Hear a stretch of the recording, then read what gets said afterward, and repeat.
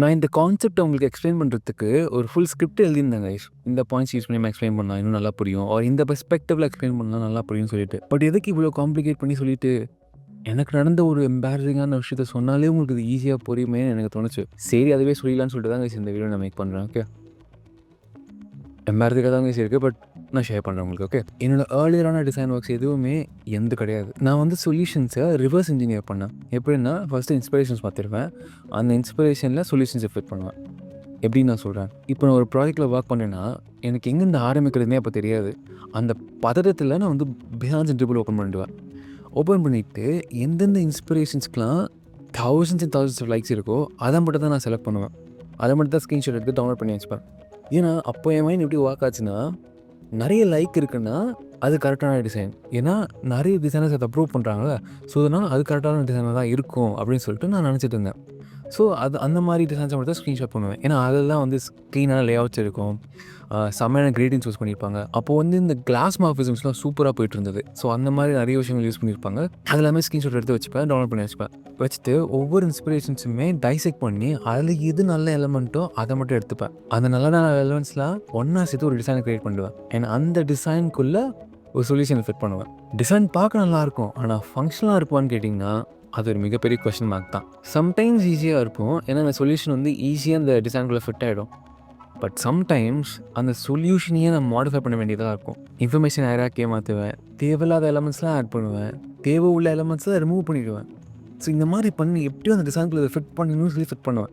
ஏன்னா அதான கரெக்டான டிசைனர் பொறுத்த வரைக்கும் அப்போது.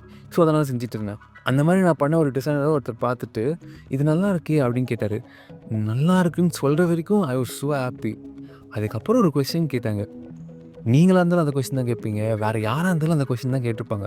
ரொம்ப சிம்பிளான கொஸ்டின் தான் என்னை உடச்சிது கைஸ். இது எப்படி பண்ணீங்க? ரொம்ப சிம்பிள், கேஷுவலாக ஒரு க்யூரியாசிட்டியில் பேஸில் கேட்டார். அங்கே நான் உடஞ்சேன் கைஸ். அங்கே நான் உடஞ்சேன். என்னென்ன சொல்கிறீங்க? இந்த மாதிரி ஒட்டு வச்சு செஞ்ச டிசைன் நான் சொல்ல முடியும்?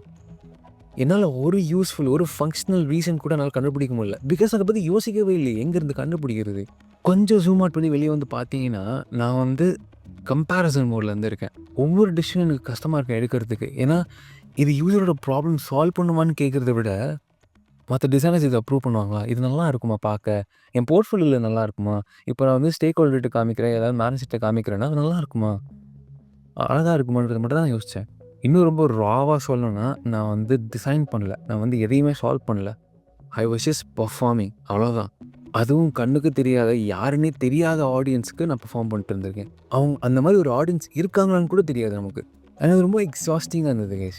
என்ன தான் நல்லா பண்ணிட்டு போனாலும், எவ்வளோ தான் லைக்ஸ் வந்தாலும், எவ்வளோ தான் வியூஸ் வந்தாலும் சாட்டிஸ்ஃபைங்காகவே இருக்குது. ஏன்னா நான் என்ன பண்ணாலும் அங்கே இன்னொருத்தர் ரூபா கண்டிப்பாக என்னோட பெட்டராக தான் இருக்குது. அவங்க இம்ப்ரெசிவான கேஸ் வைஸ் பண்ணியிருப்பாங்க, செம்மையான டிசைன்லாம் பண்ணியிருப்பாங்க, எல்லாமே யூஸ் பண்ணியிருப்பாங்க. கிரேடியன்ஸ், க்ளீனான ஸ்பேசிங்ஸ், இன்ஃபர்மேஷன் ஆயிரக்கே செம்மையாக பண்ணியிருப்பாங்க. என்ன பண்ணாலும் சாட்டிஸ்ஃபைங்காக இருக்காது. Okay, coming back to the story. அந்த இன்ட்ராக்ஷனுக்கு அப்புறமா எந்த டிசைன் நல்லா இருக்குன்னு சொன்னாங்களோ அந்த டிசைனை நான் பார்த்துட்டு இருக்கேன். இதை நான் டிசைன் பண்ணியிருந்தா எப்படி டிசைன் பண்ணியிருப்பேன்? நான் ஏன் யூசரை பற்றி யோசிக்கிறத விட்டுட்டேன்? இப்படிலாம் யோசிச்சுட்டு இருக்கேன். எனக்கு ரொம்ப எம்பாரசிங்காக இருந்தது. அன்றைக்கி முடிவு பண்ணேன், இனிமே function over aesthetics, user over validation. User தான் ஃபர்ஸ்ட்டு. யூசருக்கு கரெக்டாக இருக்கா, அதுதான் எனக்கு வேணும். நான் யூசர் நீ யாரை மீன் பண்ணுறேன்னா, அந்த ப்ராடக்ட் யூஸ் பண்ணுறவங்களையும் அந்த பிஸ்னஸையும் தான் சொல்கிறேன். So function over aesthetics, user over வேலிடேஷனா சொல்லிட்டேன், முடிவு எடுத்துட்டேன். ஆனால் அது எங்கேருந்து ஆரம்பிக்கிறதுனே எனக்கு தெரியல. சரி, ஓகே, சக்ஸஸ்ஃபுல்லான ப்ராடக்ட்ஸ் பார்க்கலாம். ஏன்னா அவங்க சக்ஸஸ்ஃபுல்லாக மார்க்கெட்டில் இருக்காங்கன்னா அவங்க பண்ணுறது எல்லாமே கரெக்டாக தானே இருக்குன்னு சொல்லிட்டு அவங்களோட பேட்டர்ன்ஸை காப்பி பண்ண ஆரம்பித்தேன். சர்ச் பார் இங்கே இருக்குமா, ஓகே. ஆம்பர் மனு இங்கே இருக்குமா, ஓகே. பாட்டம் நேவிகேஷன் இங்கே இருக்குமா, ஓகே. செட்டிங்ஸ் எங்கே இருக்குமா, செட்டிங்ஸ். இந்த மாதிரி அவங்க என்ன பேட்டர்ன் ஃபாலோ பண்ணாங்களோ அதே தான் நானும் ஃபாலோ பண்ண ஆரம்பித்தேன். பட் அவங்களோட காம்படிட்டர்ஸை போய் பார்க்கும்போது அவங்களோட பேட்டர்ன்ஸ் டிஃப்ரெண்ட்டாக இருக்குது. சேம் இண்டஸ்ட்ரி இருக்கிற டேரக்ட் காம்படிட்டர்ஸ்க்கே இந்த பேட்டர்னில் டிஃப்ரென்ஸ் இருக்குது. ஒரே பேட்டர்னை ஒத்துக்க மாட்டுறாங்க. அது ஏன் கொஸ்டின் பண்ணும்போது தான் ஒவ்வொரு ப்ராடக்ட்டுக்கும் ஒவ்வொரு செட் ஆஃப் யூசர்ஸ் இருப்பாங்க, அண்ட் ஒவ்வொரு செட் ஆஃப் பிஸ்னஸ் கோல்ஸ் இருக்கும், யூசர் கோல்ஸ் இருக்கும். ஸோ அதுக்கேற்ற மாதிரி தான் அவங்க சால்வ் பண்ணுவாங்க, ரைட்? இப்போ கூகுள் ஒரு விஷயம் செய்கிறாங்கன்னா அது கரெக்டாக இருக்குன்னு ஒரு அவசியமும் கிடையாது. அது தப்பாக கூட இருக்கலாம், ஆர் அது அவங்க யூசர்ஸ்க்கு கரெக்டாக இருக்கலாம், என்னோட யூசர்ஸ்க்கு அது தப்பாக இருக்கலாம். இப்போது கொஞ்சம் பின்னாடி வந்து பார்த்தீங்கன்னா அதே கம்பேரிசன் மூலம் தான் இருக்கேன். ஏன்னா அப்போ வந்து ட்ரிபிள் டிசைனர்ஸை பார்த்து டிசைன் பண்ணிட்டு இருந்தேன். இப்போது கூகுள் இந்த மாதிரி பெரிய பெரிய கம்பெனியில் இருக்க டிசைனர்ஸை பார்த்து டிசைன் பண்ணிட்டுருக்கேன். அவ்வளோதான் எங்கள் டிஃப்ரென்ஸ். இதுவும் எனக்கு அந்த விஷயத்தை கற்று தரல.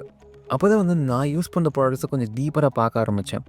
Amazon, Flipkart, Zepto, Instamart, book my show இந்த மாதிரி நிறைய ஆப்ஸ் நான் தினமும் யூஸ் பண்ணிட்டுருக்கேன்.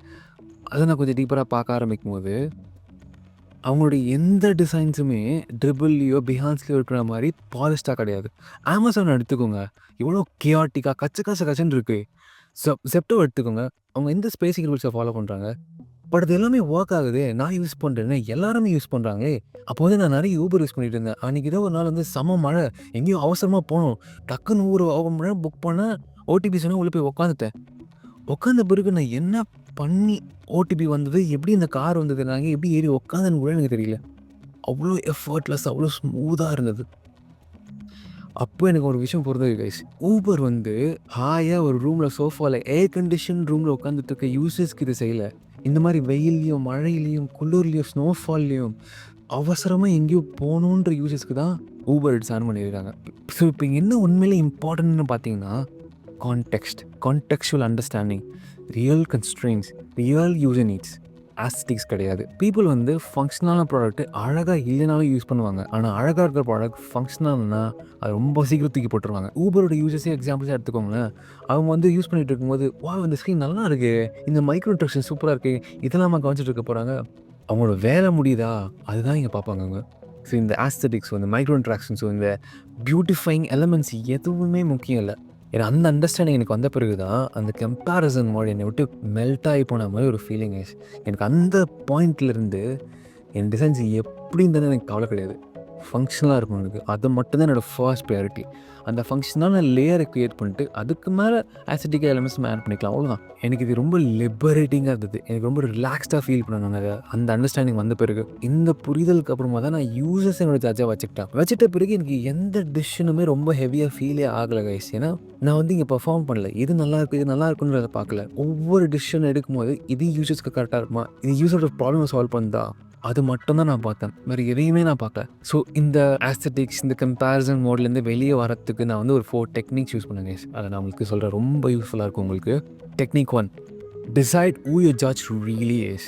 நீங்கள் உங்கள் டிசைன் செஷன் ஆரம்பிக்கிறதுக்கு முன்னாடி இந்த விஷயத்தை எழுதிக்கோங்க. For example, success is equal to parents can book a tutor in under 2 minutes. அதுதான் உங்களோட ஜட்ஜ். ட்ரிபிளோ அதர் டிசைனர்ஸோ கிடையாது. எப்பயாச்சும் நீங்கள் இது பண்ணலாம் அது பண்ணலாம்னு யோசிச்சுட்டு இருக்கும்போது இந்த கொஸ்டினை கேளுங்க, யூஸருக்கு இது ஒர்க் ஆகுமா, அதை மட்டும் கேளுங்க. ஒர்க் ஆகலையா தூக்கி போட்டுருங்க, ரொம்ப சிம்பிள். ஸோ நீங்கள் டிசைன் பண்ணிட்டு இருக்கும்போது எவ்ரி 1 hour ஒரு அலாரம் வச்சுக்கோங்க. எப்போல்லாம் அந்த அலாரம் அடிக்குதோ அப்போ வந்து இந்த கொஸ்டின்ஸை கேளுங்க. இப்போ நான் ஒர்க் பண்ணிட்டு இருக்குது யூஸரோட எந்த ப்ராப்ளமாக சால்வ் பண்ணுது, யூஸரோட ப்ராப்ளமை சால்வ் பண்ணுதா ஃபர்ஸ்ட் ஆஃப் ஆல், அந்த மாதிரி கொஸ்டின்ஸ் கேளுங்க. ஸோ போக போக அந்த அலாரம்லாம் உங்களுக்கு தேவைப்படாது, நீங்களே ஆட்டோமேட்டிக்காக அந்த கொஸ்டின் கேட்க ஆரம்பிச்சிருவீங்க. ஸோ இதுதான் டெக்னிக் 1. ஸோ டெக்னிக் 2 என்னென்னா, shift your metric of success. Stop asking does it look good and start asking whether your solution help users complete their goal. So நீங்கள் டிசைன் பண்ணுறதுக்கு முன்னாடி உங்களோட மெஷரபிள் அவுட்கம்ஸை ஃபஸ்ட்டு லிஸ்ட் ஆன் பண்ணிவிடுங்க. Like time to complete, error rate, completion rate. Every time நீங்கள் ஏதாச்சும் add பண்ணும்போது does this move the metric or is this for showன்றது கேளுங்க. ஷோக்காக இருந்ததுன்னா அதை டெலீட் பண்ணுங்க. உங்கள் டிசைனோட பர்ஃபார்மன்ஸ் எஃபர்ட்லெஸ் ஆக்குது அப்படின்னா அதை வச்சுக்கோங்க. நெக்ஸ்ட் வந்து டெக்னிக் 3, ஒர்க் இன் ப்ரைவசி. நான் 3 ஃபேஸில் ஒர்க் பண்ணுவேன் கைஸ்.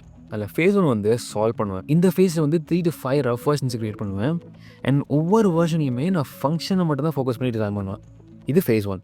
ஃபேஸ் 2 வந்து ரிஃபைன். அந்த வெர்ஷன்ஸில் எதெல்லாம் ஒர்க் ஆகுது, எந்த எலமெண்ட்ஸ்லாம் ஒர்க் ஆகுதுன்றதை பார்த்து அந்த பெஸ்ட் வெர்ஷனை டிசைன் பண்ணுவேன். ஃபங்க்ஷன்லாம் எல்லாமே கரெக்டாக இருக்குன்றது தெரிஞ்சதுக்கு அப்புறமா தான் ஆஸ்டிக்கல் ஒர்க்ஸில் ஒர்க் பண்ணுவேன். Phase 3 share. என்னோட டிசைன் ஃபங்க்ஷனலாக ஒர்க் ஆகுது அண்ட் அது ஏன் ஒர்க் ஆகுதுன்றதுக்கான ரீசன் எனக்கு தெரிஞ்சால் தான் நான் ஷேர் பண்ணுவேன். உங்களால் ஒரு டிசைன் ஏன் ஒர்க் ஆகும் அப்படின்றது சொல்ல முடியல, எக்ஸ்பிளைன் பண்ண முடியலன்னா அதை ஷேர் பண்ணாதீங்க, அது ஏன்றது தெரிஞ்சுக்கோங்க. ஐ திங்க் பார்ட் 2 வீடியோவில் உங்களுக்கு இது கிளியராக எக்ஸ்பிளைன் பண்ணியிருக்கேன், அதை வேணால் செக் பண்ணி பாருங்கள், ரொம்ப இன்ட்ரெஸ்டிங்கான வீடியோ. லாஸ்ட்லி 4th டெக்னிக் என்னன்னா, stop making design your identity. உங்கள் ஒர்க் ஸ்பேஸில் இந்த லைன்ஸ் எழுதி ஒட்டிடுங்க. I am not my work, criticism of my design is not criticism of me. எப்போயாச்சும் யாராச்சும் உங்களை கிரிட்டிசைஸ் பண்ணாங்கன்னா கொஞ்சம் பாஸ் பண்ணி அந்த ஃபீட்பேக்லேருந்து உங்களை நீங்கள் செப்பரேட் பண்ணிக்கோங்க. Just focus on what they saying about the function. இந்த வாரம் உங்களுக்கு இதுதான் சேலஞ்ச். உங்களோட அக்லியஸ்ட் டிசைனை ஷேர் பண்ணுங்கள். அந்த கிரிட்டிசிசமை நீங்கள் எப்படி எடுத்துக்கிறீங்கன்றதை பாருங்கள், அந்த கிரிட்டிசிசம் நீங்கள் சர்வைவ் பண்ணுறீங்கன்றதை பாருங்கள். அண்ட் இதுதான் இந்த 4 டெக்னிக்ஸ். நீங்கள் இதை யூஸ் பண்ணினா you can come out of the comparison mode. நான் உங்ககிட்ட போய் சொல்ல விரும்பல, இந்த மாதிரி டிசைன் பண்ணுறது செம்ம பயமாக இருக்கும். ஏன்னா உங்களுக்கு இன்ஸ்டன்டாக வேலிடேஷன் கிடைக்காது, உங்கள் போர்ட்ஃபோலியோலாம் வைரலாக போகாது.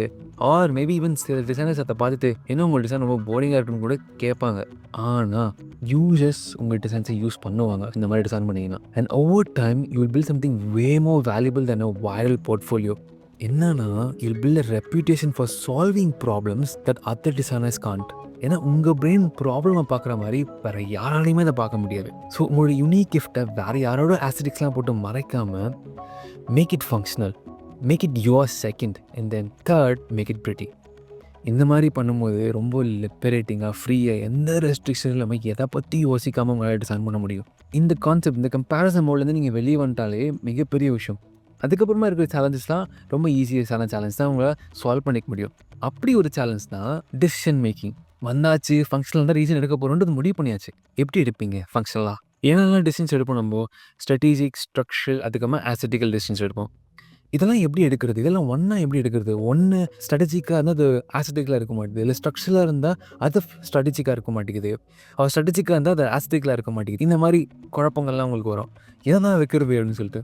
ஸோ அதுதான் நான் உங்களுக்கு பார்ட் 4ல் டீட்டெயில்டாக கிளியராக எக்ஸ்பிளைன் பண்ண போகிறேன் கைஸ். ஸோ நீங்கள் பார்ட் 4 மிஸ் பண்ணாமல் பார்க்கணுன்னா ரிசர்ச்சோ சப்ஸ்கிரைப் பண்ணிக்கோங்க. And then part 1 part 2 links நான் டிஸ்கிரிப்ஷனில் கொடுத்துருக்கேன், பின் கமெண்ட்டில் கொடுத்துருக்கேன், பார்த்து செக் பண்ணிக்கோங்க. பார்ட் 4 வந்து எனக்கு ரொம்ப பிடிச்ச video guys, decision making. So உங்களுக்கு கிளியராக டீட்டெயிலாக எக்ஸ்பிளைன் பண்ணுறேன். நான் உங்களுக்கு பார்ட் 4ல் பார்க்குறேன் கைஸ். Cheers, enjoy.